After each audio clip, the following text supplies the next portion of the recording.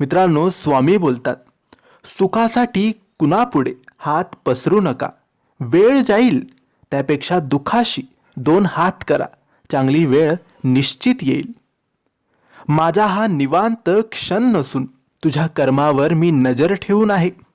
वर्तमानात असताना नामात राहा. तू स्वतः निस्वार्थ कर्माचा रोप लाव.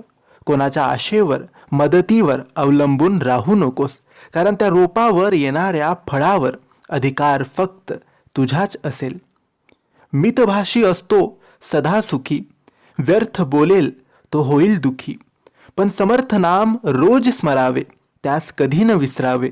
मनुष्य जन्म मिळतो एकदा, स्वामी नामात आनंद सर्वदा. कोणाला आपले करायचे तर हृदयात करा, केवळ मुखाने नाही. कोणावर राग व्यक्त करायचा असेल तर मुखाने करा, हृदयाने नाही.